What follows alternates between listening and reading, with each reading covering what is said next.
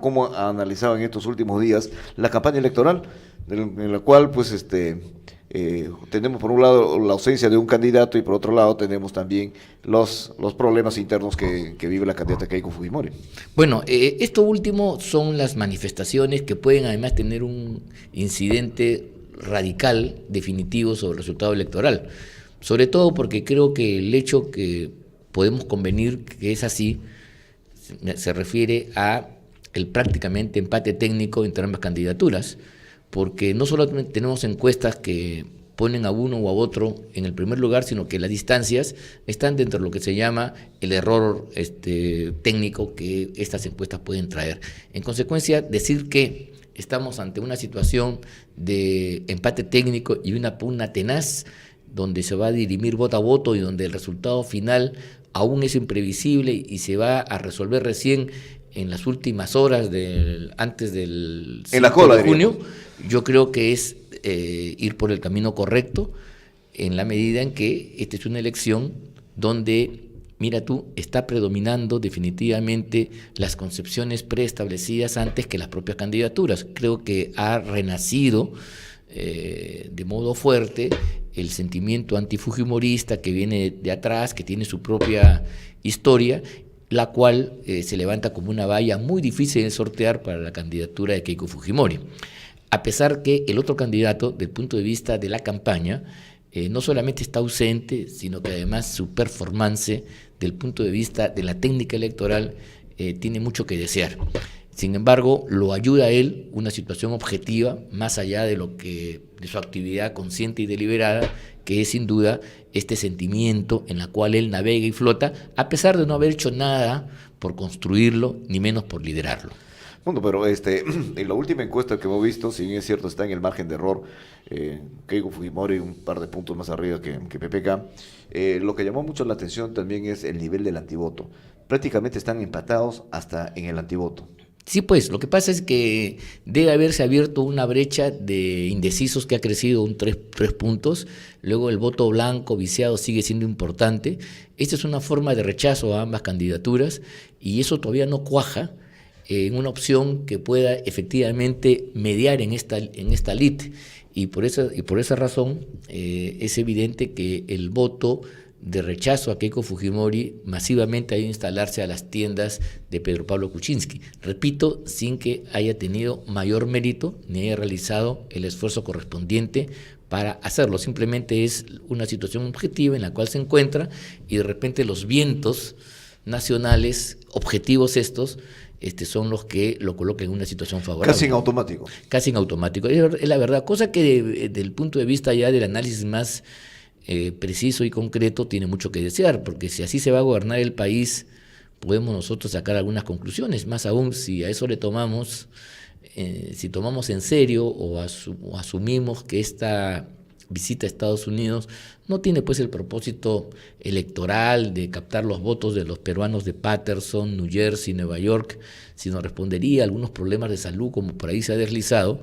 Entonces el electorado debería pensar que a quién estamos eligiendo finalmente, ¿no? Van a ser los vicepresidentes, van a ser algunos otros elementos que rodean al candidato los que van a asumir las riendas reales del Estado o no. Y eso puede cambiar radicalmente efectivamente ese es un nuevo decisión. Elemento que ha entrado recientemente, en estos días, en el debate electoral, ¿no? Hemos visto en las redes sociales que empezó a moverse este asunto y quizás si por estrategia, no sé si las urgencias, si es un tema de salud, si las urgencias así lo han requerido, quizás por estrategia no se ha podido de pronto manejar estos tiempos, porque en realidad se ha abierto pues una duda razonable en este tema ante la ausencia de un candidato en un proceso electoral. Sí, porque es muy reñido. No, además porque es incomprensible, falto de toda lógica, que tú te ausentes del país más de una semana, ¿no?, para visitar a los peruanos en Estados Unidos, ¿no? Salvo No digo que no sean muy respetables, pero evidentemente el peso de esa votación no es decisiva frente a los bolsones electorales del sur del país, sectores populares en Lima que evidentemente deberían inclinarse a favor de Kuczynski para asegurar su triunfo si lo quiere tener.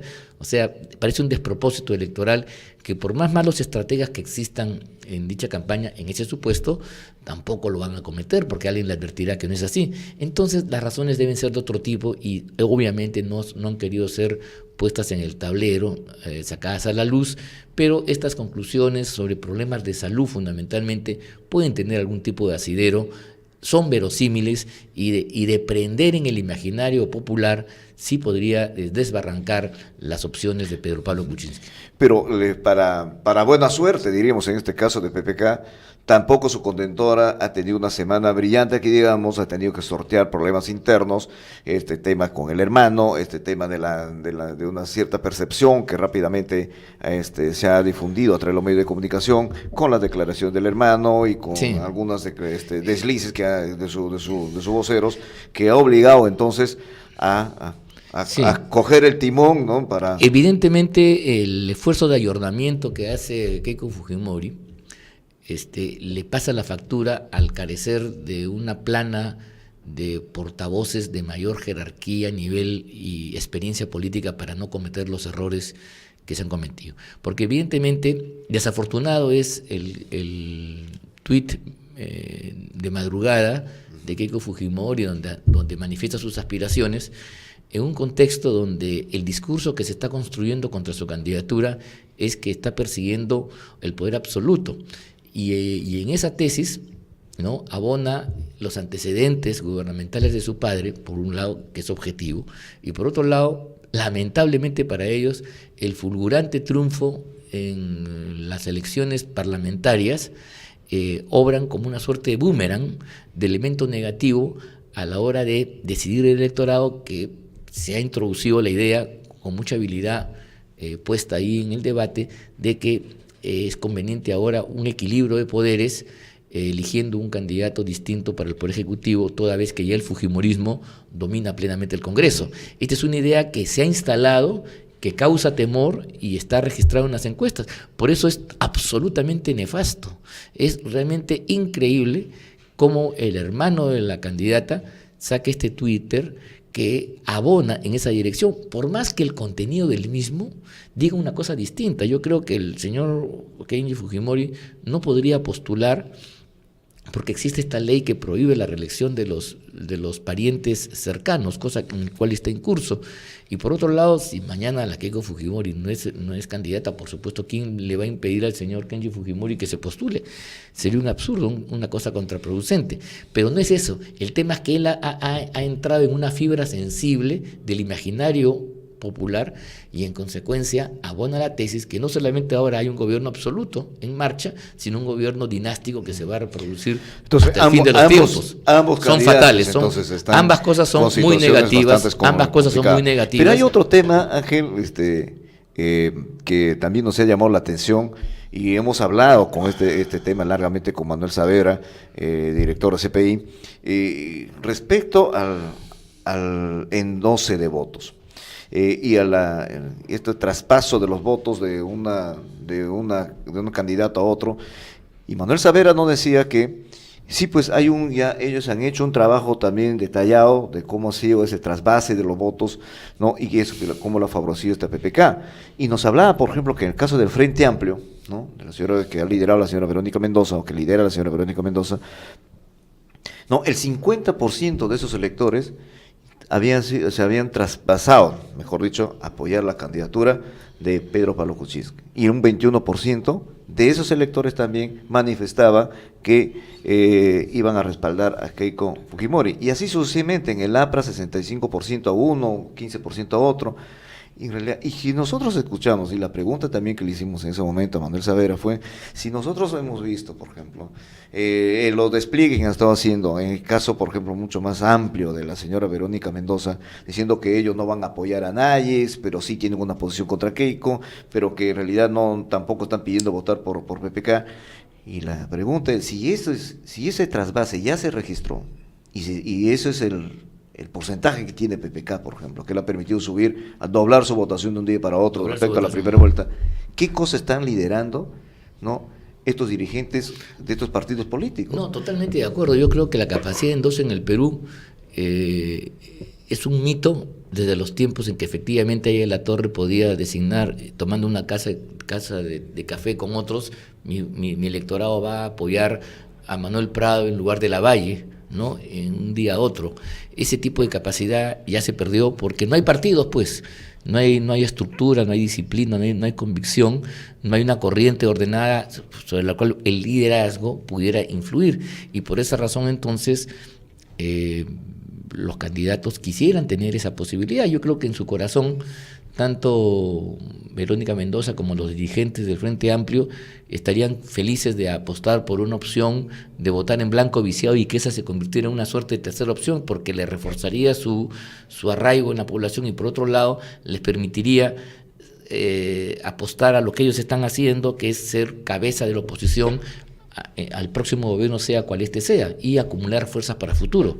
Esa es una vieja táctica de los sectores que provienen de la izquierda, pero que no se puede expresar con toda claridad y se hace en esta forma elíptica. Estoy en contra, pero no digo a quién apoyo, en la medida de que su verdadera posición es un voto diferenciado, pero el electorado que no controla, que no domina y que tiene su propio ritmo, parece que opta por el mal menor, en este caso es Pedro Pablo Kuczynski, pero en una concepción izquierdista genuina como la que manejan ellos, PPK es tan nefasto como Pedro Pablo, como Keiko Fujimori. Claro, una está bajo la aureola negativa del autoritarismo, pero las políticas neoliberales que han empobrecido a los sectores de la población que ellos representan, especialmente en el sur del país, este gobierno altanero, este modelo que crece por un lado pero perjudica por el otro, y repito, a la base social que ellos han intentado representar, tampoco es muy coherente de que esta gente no afectada vote contenta por Fujimori. Va a ser más difícil porque no hay un partido. No hay partido. No hay una hegemonía dentro del Frente Amplio de un partido. No hay, pues. En la situación de Arana puede, si le resulta negativa la decisión del Jurado Nacional de Elecciones y no sale finalmente elegido congresista, eso va a tener un efecto neto. La constitución de un partido político, el único partido político verdaderamente con presencia nacional en ese amplio grupo que votó por el Frente Amplio, pero que no estuvo comprometido orgánicamente en el Frente Amplio, es Patria Roja. En consecuencia... Que no estuvo, tú sabes, mira, Patria Roja pertenecía a la coalición de Ciudadanos por el Cambio que lideraba o que pretendía la candidatura de Gonzalo García. Es más complicada la cosa, o sea, está más fragmentado de lo que creemos. Habría que hacer un análisis anatómico de esa realidad para ver el grado de fragmentación 1000 veces más grave que los tiempos de la Izquierda Unida. No, te digo, Manuel y Ángel, ayer se publicó una entrevista de Julio Kotler, ¿no? Sí. Que si bien ha mostrado, obviamente, ya sus profundas diferencias y todo el mundo lo conoce, su posición respecto a Keiko Fujimori, que dice que sería un desastre para el país que sea elegido y que vuelva el fujimorismo, pero ha dicho también otro tema, que es sumamente importante, que él no lo ve mayor futuro al Frente Amplio, ¿no? Y que él avisora un nuevo fraccionamiento dentro de ese frente, dado las condiciones en las cuales está llegando las elecciones, y ya han empezado a aflorar justamente ese tema. El señor Marco Arana acaba de decir que no admite el caudillismo dentro del frente, con lo cual se ha referido a Verónica Mendoza, y Verónica Mendoza ayer también acaba de decir que van a refundar el frente para darle una identidad propia, ¿no? Y eso quiere decir que no quieren depender, ¿no?, del auspiciador, en este caso que hasta el momento ha sido el Frente Tierra y Libertad de Marco que es Arana. el único partido que existe dentro Claro. del Frente, que tiene inscripción. Así y que es. ha tenido la generosidad, bueno, o la inteligencia de abrir sus filas para incorporar a personas que no eran de su entorno.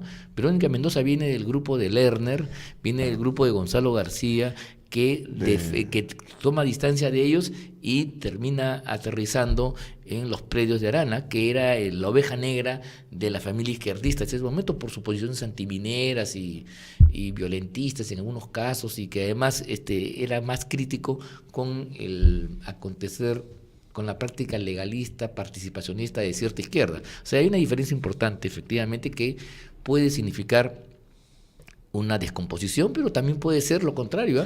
Yo Claro. creo que ser profeta en estas cosas es difícil, Es difícil, por eso era porque la puede pregunta. producirse un efecto al contrario y que Y ahí ese- nazca ese- un liderazgo que los y unifique, la ¿no? importancia de discutir estos temas, Ángel, es porque en realidad, como tú mencionabas hace un momento, el Frente Amplio, o sea, la izquierda, tiene la oportunidad de ser, ¿no?, la cabeza de la oposición en Sí. el nuevo Congreso.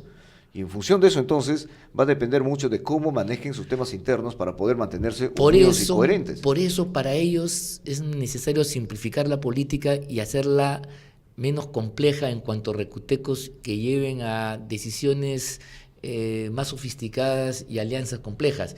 Si la cosa tenemos al frente un gobierno brutal, entonces todos nos unimos, sin chistar, casi espontáneamente. Pero si tenemos un gobierno que nos da la mano, que nos ofrece, que nos dice, vamos juntos, ahí entonces, ahí cuando aparecen las diferencias políticas. Y en un partido o en una reunión no consolidada, como la izquierda, como el bloque de Verónica Mendoza, eso puede fácilmente estallar. Mira tú las diferencias, los retos son distintos. Por eso ellos preferirían una polarización más extrema con el fujimorismo para poder justamente crecer en esa perspectiva. Aprovechar eso que da una sensación de unidad y ciertamente produce Así es, efectos unitarios. así es. Pero ahí se producen en este bloque que va a ser muy difícil que se cohesione porque hay diferentes tradiciones. Por un lado, está la vieja tradición que tiene una frase muy conocida y que hoy día se le ha achacado de cierta manera al fujimorismo: todo el poder a los soviets.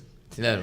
Eso no habría sido aceptado si hubieran ganado, una crítica a eso si hubieran ganado las elecciones. No, porque hubiera sido hubieran aceptado. más reivindicado la voluntad popular. Así Finalmente, mire, esa crítica que se le hace a Keiko Fujimori, de que tiene muchos votos y eso es un peligro, eso es, en el fondo es una crítica a la democracia. Finalmente, si eso ha sido así, ha sido por voluntad soberana del pueblo. Claro. ¿Quiénes somos nosotros para decir, o acaso vamos a introducir una regla de que tú puedes ganar hasta un porcentaje y después ya es peligroso? Y ninguno de los que han participado, incluyendo los partidos de izquierda, del centro, de derecha, lo que tú quieres, ha habido desde ese punto, desde sus puntos de vista, no había un cuestionamiento al proceso electoral. Entonces, Claro. las elecciones han sido como debieron darse, han estado con todos los estándares, pero el resultado yo lo cuestiono porque... ¿Por qué? Porque salió una fuerza mayoritaria que se despuntó. Esa es la voluntad popular, por eso me parece poco democrático esa crítica. Yo creo que se están confundiendo. Claro, yo con poder puedo, y con mucho poder, peor, puedo utilizarlo abusivamente. Esa es otra cosa. Pero las minorías también pueden comportarse antidemocráticamente a pesar de tener un poder más pequeño. Mira, la oposición del humanismo en la época de García era cerril, era grosera, era lisurienta, era provocadora y apostaba al caos o apostaba a la destrucción del sistema. Acuérdense ustedes. Hasta que vieron la vacancia. La vacancia, Bueno, ¿se acuerdan? y durante el gobierno de Toledo también eso llegó un momento que se pidió la vacancia, eso ¿no? no es un comportamiento democrático, me refiero, por parte de una oposición, pero eso no tiene que ver con el número de escaños ni la fuerza electoral que tengas, sino con tu concepción, con tu actitud, si entiendes que tienes que manejarte con la prudencia debida, con la tolerancia del caso, abriendo los frentes. ¿Por qué? Porque los fenómenos del poder tienen una característica sustantiva, son temporales. Entonces, mi posición de poder de ahora puede volverse mañana minoritaria en un tris, y en consecuencia eso tiene que ser merituado con toda claridad para tú construir un camino más sólido y que no se base en hipos o en situaciones espontáneas donde yo de repente tengo todo el poder y creo que ya yo soy todopoderoso. Ese es un espejismo, mucho cuidado. Ahí en la silla donde está sentado Ángel estuvo hace unos días César Barrera Bazán, con quien conversamos largamente también sobre el tema, sobre Patria Roja, y bueno, hizo adhesión a Verónica Mendoza ya en pleno proceso, en marcha, en proceso electoral de primera vuelta. Adhesión a posteriori. Sí, claro. A posteriori. Entonces, a posteriori. Y le preguntamos un tema clave. ¿Qué ha pasado con Gregorio Santos y con Patria Roja? Y nos confirmó que efectivamente Gregorio Santos decidió alejarse de Patria Roja. Ya no pertenece a Patria Roja, ¿no? Un movimiento y un partido que la ha cobijado desde sus inicios y que se abrió con un partido que encontró. Pero pero mi amigo César, amigo de muchos combates, lo quiero mucho, pero no te dice que se parte Patria Roja y el partido Patria Roja de Cajamarca y el norte del país y otros lugares se va con Santos. O sea, es más que, no es que se va Santos, claro, se va parte del partido con él. Eso es lo que ha pasado. Lo comenta desde el Comité Regional del Norte, se ha ido Exactamente. con Goyo, ¿no? Correcto, y tiene su presencia allí. Así y también, no solamente en el norte, sino hemos visto también una votación amplia, por ejemplo, en Puno. Claro. Y en Puno se expresa, por lo que hemos conversado con los colegas allá, periodistas, y que nos daban más o menos, nos den una idea, por qué un pico de votos elevados en Puno, y nos dijeron que ahí estuvo Walter Adubiri, que nosotros todos lo conocemos, los que hacemos, generalmente seguimos estos temas políticos, sabemos quién es él, ¿no? Es un dirigente, ¿no? Que tiene una posición, bastante crítica, incluso muy radical, muy radical, ¿no? Y él está más vinculado al Movadef, la otra Sí, línea dicho, crítica ¿no? dentro de parte Sí. de Patria Roja, y eso expresa también entonces una visión de lo que es de lo que el comportamiento de la izquierda en el país, al cual Verónica Mendoza está intentando, ayer lo hemos escuchado, empezar a tender los puentes, ¿no? Para empezar a hablar con Goyo, ¿no? Con Gregorio Santos, es decir, y pedir, por ejemplo, su inmediata liberación, y bueno, y empezar a estos temas de acercamiento para, me imagino, pues buscar los puentes de entendimiento entre ellos para tratar de tener una línea, ¿no? de comportamiento en Mira, el lo que próximo pasa, periodo lo que gubernamental. pasa es que sociológicamente hablando, la izquierda se asienta en un electorado que ha sido, digamos, objetivamente marginado de los beneficios del proceso económico en los últimos años, y por esa manera expele rabia, ¿no? Una rabia legítima, justa, que se traduce en un rechazo a todo en conjunto, que no tiene claridad de objetivos, y entonces la izquierda lo encarna más que como un proyecto, como un sentimiento. Y ese sentimiento da lugar pues a exabruptos, a radicalismos, a posiciones antipolíticas, a veces a un violentismo que puede generar en otra cosa peligrosa. Pero ese es un poco pero hay en esto también otro factor, mira. La izquierda tradicionalmente ha tenido siempre una visión de conjunto. La izquierda ha tenido tradicionalmente una visión de conjunto, global, amplia, desde una cosmovisión hasta aterrizar en un poblado. Pero este frente ahora tiene una característica que ha sido una ventaja, pero puede ser una desventaja, y sobre lo que voy a decir me gustaría tu reflexión. La pregunta es sobre la capacidad de endoce del Frente Amplio y su capacidad de constituirse en una alternativa. Bueno, yo quiero decir lo siguiente: la capacidad de endoce, para empezar por la pregunta inmediata, es muy relativa. Por eso es que la propia Verónica Mendoza no adopta lo que sería quizás la posición más oficial, es decir, nosotros vamos a votar en blanco, como lo dijo más claro Barrenechea, ¿no? Cuando salió en su discurso, dijo: para mí ni uno ni otro me convence y yo me voy a abstener y no voy a apoyar a ninguno. No lo puede decir porque el electorado espontáneamente se va a apoyar a PPK en la medida que está fuertemente influenciado por una carga negativa del antifujimorismo. Ahora bien, esto tiene que ver entonces con la propia constitución de este alineamiento. Hay que decir en primer lugar que la izquierda, digamos, existente en la historia del Perú, esa izquierda ideologizada, esa izquierda con doctrina, con programas, pródiga en estos elementos, ya no existe. Y yo sí creo que eso es un fenómeno que ya ha sido sepultado, para bien o para mal. Mira tú, la izquierda tenía un cuerpo ideológico que era el marxismo, y el marxismo-leninismo incluso, o sea, tú tenías explicación para todo. Tú entrabas ahí y entonces tú recibías casi un recetario que en el caso chino llegó a formularse en un pequeño libro, el libro rojo, que hacía que todos los militantes tuvieran una actuación tan rigurosa como piezas de una computadora. Pegadas a la letra. Ese tipo de organización, que repito, era casi un ejército, casi un cuerpo súper compacto, enormemente eficiente para la lucha social, porque estaban metidos en los sindicatos, en las luchas en el campo, en las barriadas, y era una cosa que, como tú decías, como 4 gatos tienen tanta capacidad de generar tanto problema, era por el tipo de organización. Eso ya no existe. Entonces lo que hay es una coalición más amplia donde se juntan humores, sentimientos de protesta, de resentimiento, de rechazo al establishment, y en consecuencia se juntan, y a eso se le llama izquierda. Pues es una izquierda de la nueva ola o de la nueva etapa, y en consecuencia lo que la caracteriza justamente es esa falta, esa ausencia de cohesión programática, y lo que los une que es un rechazo que lo expresan además de divisiones del mundo diferentes, y por eso es que si bien puede ser eficaz en una coyuntura, puede en un momento determinado electoral o político o callejero, converger en una multitud gigantesca, peca o tiene la debilidad de la consistencia para establecer una acción duradera que se prolongue en el tiempo y se consolide ahí. Entonces, ¿te das cuenta? Ese es el tema. Ese es el gran reto de la construcción de una alternativa del espacio izquierdista en esta época, donde tú tienes reivindicaciones de derechos sexuales y de libertades que, mira tú, bien miradas, no pertenecen al acervo marxista ni de la izquierda clásica, sino del liberalismo. Es el liberalismo ultra exacerbado que en este caso se da la mano con esa posición izquierdista.